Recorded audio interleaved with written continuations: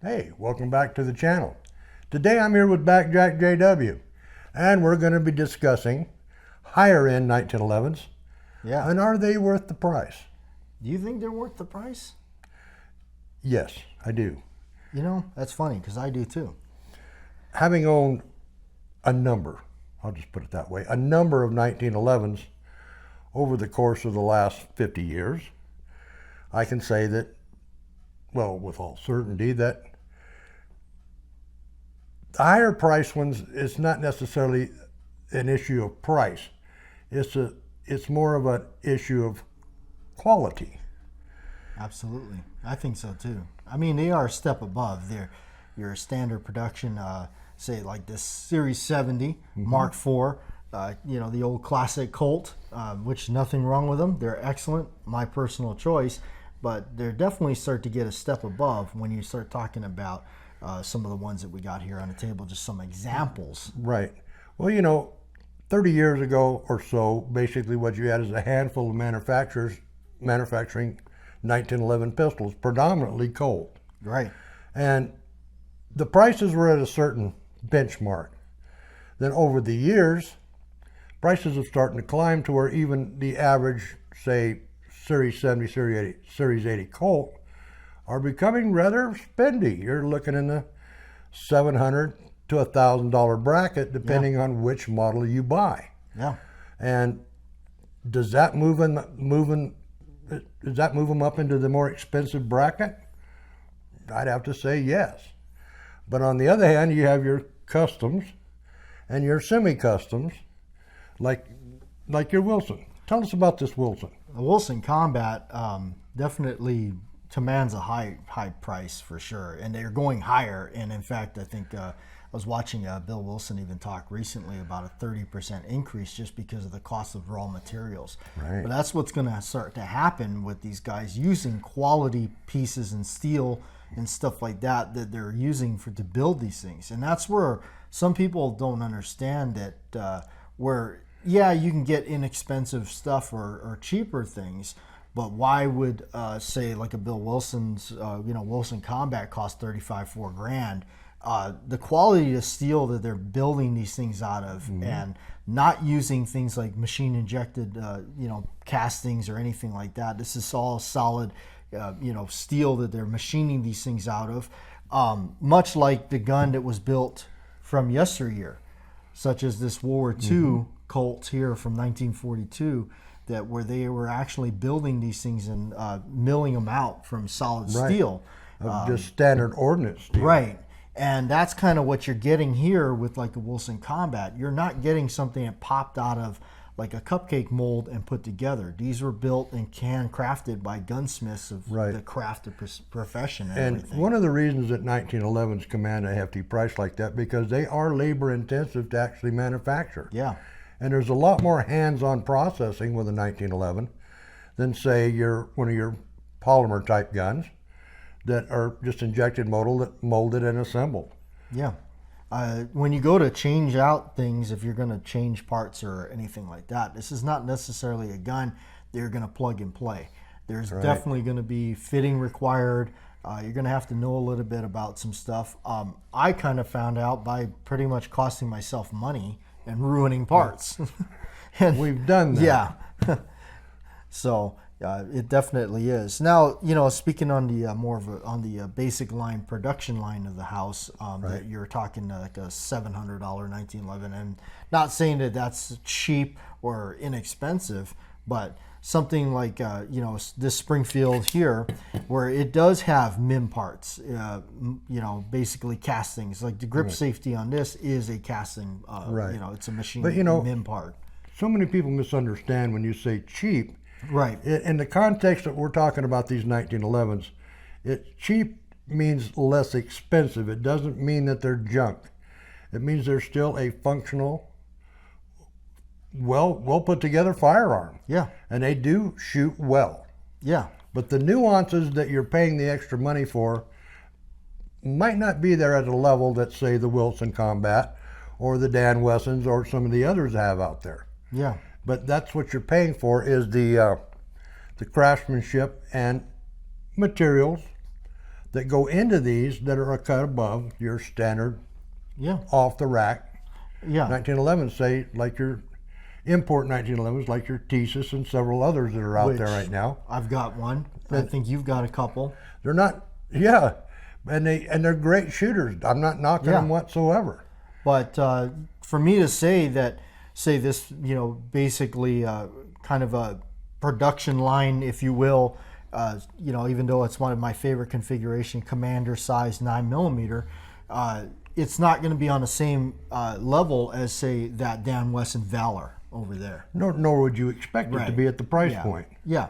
I mean, the steel in that is probably, far more superior, even though, say, like this particular one, they do offer forged it may have a few mem parts, whatever, and it may have a casted frame or whatever, as opposed to, say, some of the higher end ones here. There are going to be all forged construction, and there's even grades of forged. Yes. It depends on the process, is how well that forging is going to come out, and how workable and malleable it is to actually construct something like a 1911 out of it. Yeah. And it takes some real skill. Even with CNC machinery, it still takes a good bit of skill to finally have one from the drawing board to the finished product. It's a lot of work to put these together. Absolutely. And there's nothing wrong with the more inexpensive line. Long-term use, I'm not sure like how, over the time it's going to hold up. I can tell you this, like some of these old ones here, like that one being from 1942. Right. I mean, it's still shootable today. Yeah, and I'm sure it's had a lot of rounds in it. Yeah. But if you look closely at that particular one right there, even with as many rounds as have been fired through it, it's still quite tight. But now people misunderstand. They think that you're going to shoot a gun loose. Let me tell you something. I've shot many thousands of rounds through not only 1911s but other guns that people assume, well, you're just going to wear it out. Well, I've lived this long and not been able to wear a 1911 out, period, whether it be one of the less expensive ones or one of the top of the line ones. Is that I don't know how many thousands and thousands of rounds it would actually take to actually get to the point that you say, this one's done. It's over. Yeah. The tolerances are so blown out that it's no longer shootable. Never came across that, not once. And I was kind of, even for myself, like with this being an alloy frame, whatever lightweight, kind of aluminum type deal, I was kind of thinking, I wonder how long it would last. Like, will this thing wear out quick, overnight, or whatnot? But I can say I've got quite a lot of rounds through it, being my favorite 1911. And this, of course, was during a time where I was working at an indoor range, and I shot it pretty much daily, and got a lot of rounds through it. And it is still Let me ask you this. Functionable. Let me ask you this simple question then. In the time that you've owned that firearm, and as many times as you've shot it, and as many times as you've taken it apart to clean it, have you noticed any appreciable, substantial wear to it? Actually, no, which is a good question. I'm glad you brought that up, because I did not experience any kind of excessive wear or, impact or gouging in the aluminum or anything like that. In fact, it's ran perfectly fine, and I've ran quite some warm 9mm through it, and some others, moderate, stuff. But definitely, he's been a good shooter. Well, that accumulated in kind of playing out my point, is that the less expensive ones that have the cast or not even the forged slides and stuff are going to probably last the average shooter longer than his lifetime. You're never going to wear one out. I don't know how many thousands of rounds it would actually take. I don't know that I would live long enough to see that. And I've been around a while, a couple of weeks anyway. Yeah, definitely. Maybe a couple weekends. Yeah, throw those in. Yeah. The ones I remember anyway. But on the other side, some of the things that I started to like about the higher end ones, which, this being the Wilson Combat, was there was a lot of things that I noticed that were definitely, a difference. One of them is the sensitivity testings for the grip safety here, where you're putting a light amount of pressure on the trigger, and you can actually see right there. That's all it takes before it is engaged, ready to go. And you take something like this one here, we'll take, and by putting the pressure again on the trigger, I mean, this has to almost travel the entire distance before it is actually depressed. Of course, that's just what you're going to get with production line stuff. But like you're saying, that is one of the nuances that a custom 1911 will allow you, is that the tolerances are tighter, they're quicker, and they're smoother.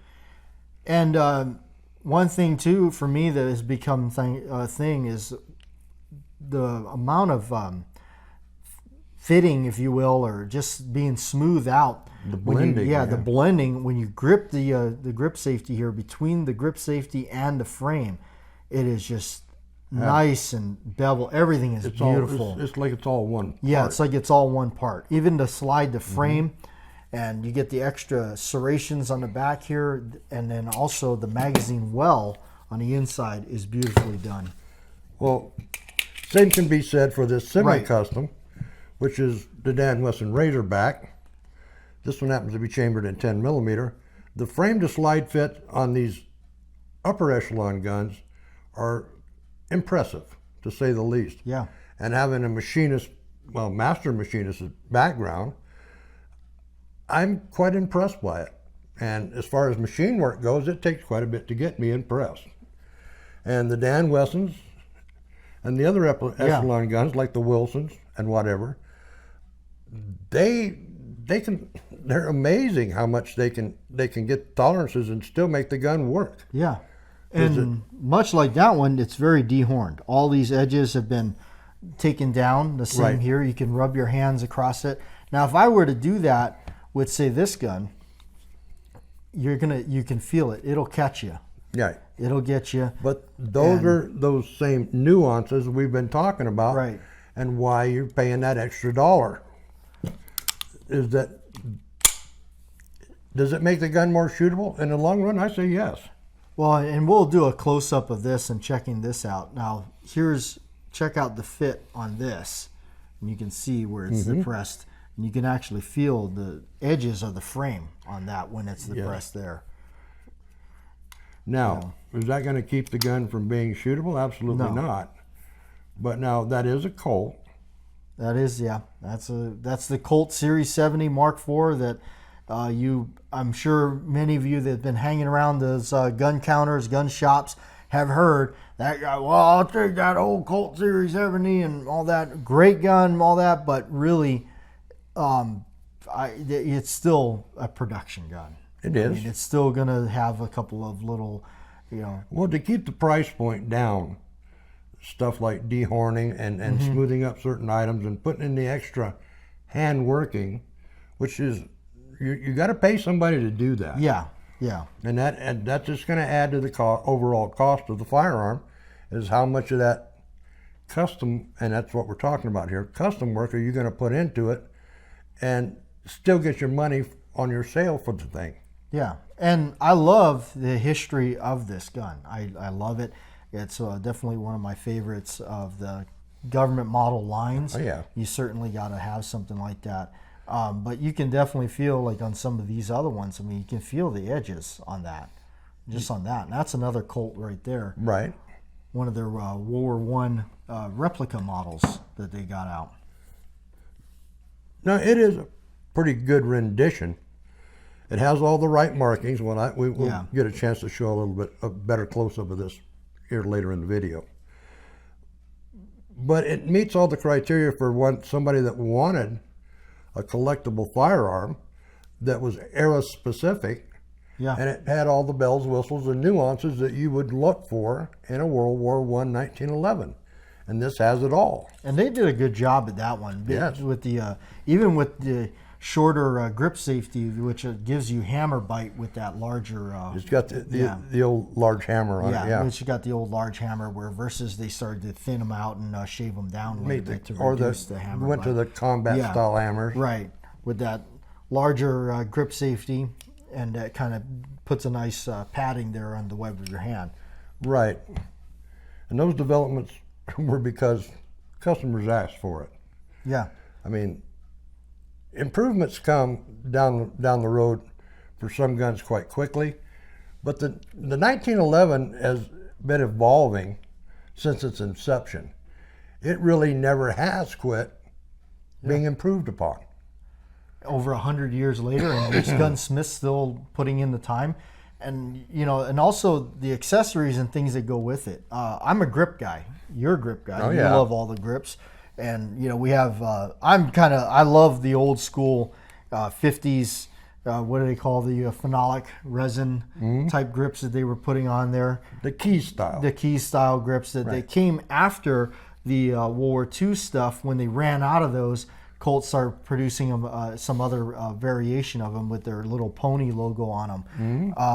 Another one of my favorites would be the skip checker grips. Right. That was what was when did those start coming around? 80s, I remember it in 90s? the early 80s. Yeah. Was when you first started seeing those show up on 1911s, and they were kind of the rave for a while. Yeah. I mean, And then all of a sudden I they just certainly- disappeared, and to find a pair of them, Yeah. say on an online site or say an eBay or such, They can get pricey. yeah, you're looking at $75, $80 for a pair of them. Yeah, and I'm an ivory guy. Of course, this is not legit ivory; that's a synthetic. But I love the ivory look, and you can get them in like a nice clean ivory like that, or the aged, which is another favorite of Antiqued mine. ivory, The yeah. antiqued ivory style that actually does have real bone Right. composites in there. Yeah, I've got several pairs of the grips that you made, and actually Yeah. are a bone composite. Yeah, It's basically a very specialized rosin and powdered bone, but the end of the process, right. it's just as good as a slab of bone, but there is no air pocket imperfection in it that you'd find in real bone. They're very stable and they're very strong. Yeah. I actually started to like the Wilson grips where they called it Starburst. Right. And this is, I believe, Cocobolo wood on that one with the silver medallion. You can also get some of their other more expensive ones. This is a burl wood. This is smooth with a gold-plated medallion. Now those are pretty nice too. Yes, they are. And they're cut for the magazine well on the bottom. I don't know how well they can tell on, well, they probably Yeah. can't from here, but Right. the grain in the wood on those is absolutely fabulous. Yeah. I would say also for me at least, of course the old school magazines were always an issue. I started to go with Wilson Combat magazines from the beginning. What about you? What were you starting to use? Well, it's just like anything else. You evolve and you find out what works and what don't. And when you get tired of what don't work, you wind up buying Wilson Combat. Yeah. And I mean, if people accuse us, oh, you must get paid by Wilson Combat. No, just like what works. I spent all my hard-earned money on it, and just to show you that, yeah, we can pile them up there. yeah. I mean, Yeah. definitely been using the Wilson magazines, and I've got all different types of them. These are actually the original Wilson and Rogers magazines, back when he did those. The only thing I've done was replace the bottom plate on it because I think some of those got a little older on it. But these are the original 47 magazine, the 7-rounder, and then I got even the 47D, which is the 8-rounder magazine. Right. And And when I can find those, that's the ones I prefer to get yeah, the 7 my- or the 8. for the 1911s. Yeah. Well, then then I still buy the Wilson for the 9 mils too. Oh yeah, the 9mm magazine for the Wilson is definitely a standard It's for me. to me, it's just as necessary as the ones for the 45. Yeah. It's the quality and cut of the magazine. Right. And the quality, and I've seen so many of the other magazines fail over time that's why I stopped. I just started going after the quality ones because I figure I was kept spending. It's like, yeah, okay, I'll save $20 and I'll buy this one. But then I got out of 5 of them, I had like 2 or 3 of them break. In the long run, you're costing yourself on the money. backs here with this would shear off and Crack. Yeah. My biggest pet peeve, honestly, with the older magazines is the foot on them, where this one's got it, magazine here, one of the old magazines. This would actually start to bend, and you can see them, they're bending out Right. and completely coming off. I seen personally somebody had one of these with the extra little pad on it that you can screw into it or whatever. At the range, he took a corner and it actually caught the corner and just ripped the whole thing off, including that spring ammo went all over the floor. Just the opposite. I've seen guys out there running drill with them, and actually drop these old style magazines and actually bend the tap upwards, and then she won't seat in the gun again. Oh yeah, you'll run into problems there. Now these, I've had them bounce off concrete. Yeah. Everything else, there's nothing there to get bent up. And actually, the heel plate, if you do damage it, it's replaceable. Yeah, it's replaceable. Buy a They whole do bag sell of them, them. yeah. This is the ETM magazine. This is the other one, and then we also have this one here is the Vickers Tactical magazine, where it's got a little bit more of a hefty base plate on it, which I believe is aluminum or metal. It's some kind of metal, and they are spendy. Yeah, they're spendy. These ones they cost a lot more, maybe by $10 or something, and they also have the groove lines cut into the polymer follower. Right.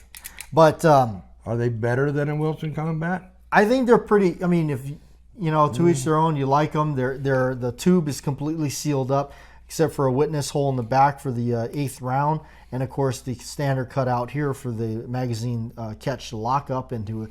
But other than that, the whole idea was to seal it up so dirt and debris doesn't get into it. But I felt that, you know what, honestly, the standard ETM magazine is just as good.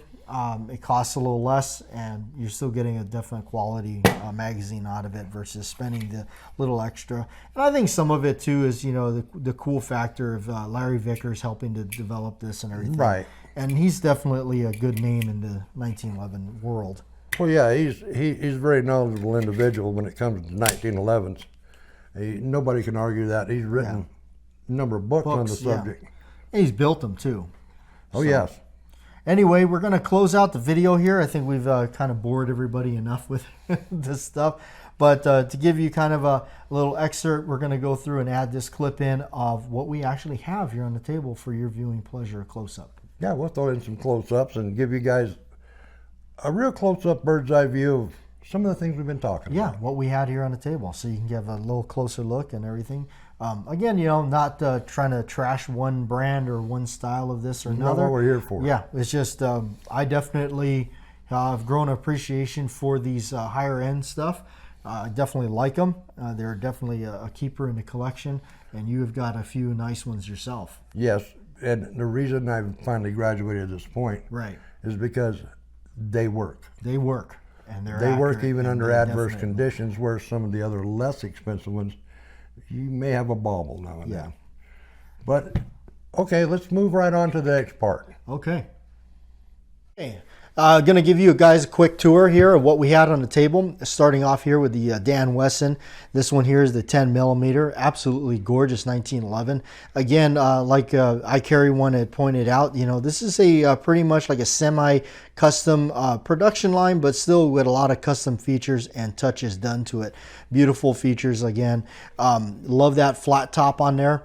I've been pretty much a big fan of those. They've been coming out. You know, of course, it kind of deviates a little bit from the original, you know, the OG, if you will, that I like, but definitely one that I definitely appreciate all the features that they've been doing. All right.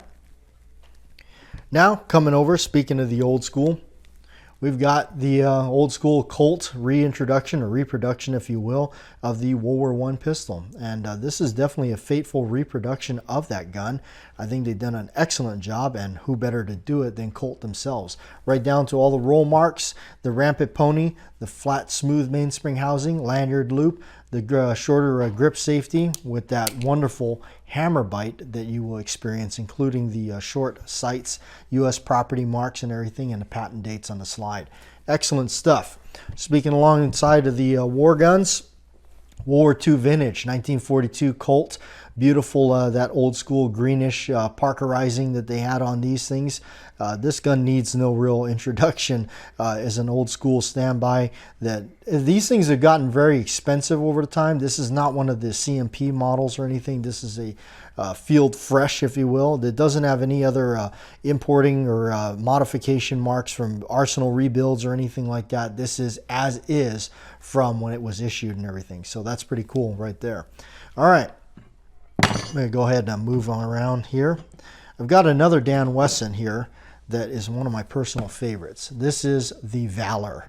I'm a big fan of the 9mm chambered in 1911. I know if you're a purist, you're not going to agree with that, but I have definitely been a big fan of them. This one here, the Commander model, all with the little bobtail on this, I think they call it like a V-bob. This is a really good feature for carrying and everything. And again, that grip safety when depressed is very slicked up, all smooth and everything, dehorned. Another great 1911 right there. Classic size, speaking of carry, the Colt Defender, which is pretty much their officer's model. Nice, beautiful gun. As Colt, they definitely make some really classy stuff. And of course, I love the company, love the history and everything. So they're an officer's model, which we got videos on all this stuff here on the channels, on both myself and Icarryone, so you can see it all. The Springfield Ronin, one of my personal favorites for sure. I picked this thing up because it has the best of the packages that I've heard. That was definitely a one to get, which is the Commander's variant in the lightweight alloy in 9mm. So it does have the lightweight frame, but it's got the Commander length, the barrel and slide, which is I believe 4 3/4, and it does have the chambering in 9mm again, but it's really soft to shoot. Really a fantastic gun, and you get the best of both worlds, I think, with the softer shooting, smaller size, and easier and lighter to carry, as I did when I worked at the range. I carried that pretty much every day. All right, true classic, as everybody's heard, the Colt Mark IV Series 70. Again, this is pretty much like their commercial version of the World War II gun. It's got the arch mainspring housing, which I like. I'm kind of strange that way. Their teardrop thumb safety, which I'm a big fan of. I don't really care personally. For me, I'm not a fan of the extended or wider thumb safeties there. That's just me. That's my preference. But this is the old classic, without a doubt. The billboard style stampings and everything. Sometimes they're harder to get decent stampings. Sometimes they're a little washed out. I have a video where I was talking about that a lot. But again, this is just it's one of the run-of-the-mill ones that they got out. It was heavily, a lot of these are chopped up and modified back in the 70s. This one, I believe, is like vintage 1976, 75 or so. It does have kind of, a gap in spacing between where the grip safety is depressed and everything and the frame. But that's just kind of how it is and how you get it. Still a gorgeous gun. One of my favorites as far as a classic goes. Another classic, this one here, Colt Commander 9mm. Another great setup. Love it. Blued, classic look. Just have to have one of those. All right, and last but not least, of course, the Wilson Combat CQB, the CQB, excuse me, the Elite, and the Elite just means it's got the ambi safety, which are low profile. Even though I'm a lefty, I'm not a fan of the ambidextrous safety on these. I just shoot them right-handed mostly. But this one here being low profile, it definitely is a nice touch to it. It's got a high cut up here on the frame between the trigger guard and the frame there, front strap checkering. And of course the checkering here, and the magazine well has been beautifully blended. Middle, not extremely extended, but kind of a mid extension on the magazine release, which it's kind of spoiled me on having that. Of course, the flat top serrations, everything, and all just is gorgeous, beautifully dehorned, armor tough finish, and of course the gorgeous grips and everything. But that one definitely, I get a question a lot of times, for a price tag at the time when I bought that a few, 4 years ago or whatnot, $3,500. Is it worth it? Absolutely. Do I think it's worth it? Yes, bar none. They definitely make a solid 1911. Well, if you're a 1911 fan like we are, I sincerely hope you enjoyed the video. So until next time, practice often, shoot straight, and thanks for stopping by. I'm glad I stopped by on this one. I'm glad you're here too. Yeah.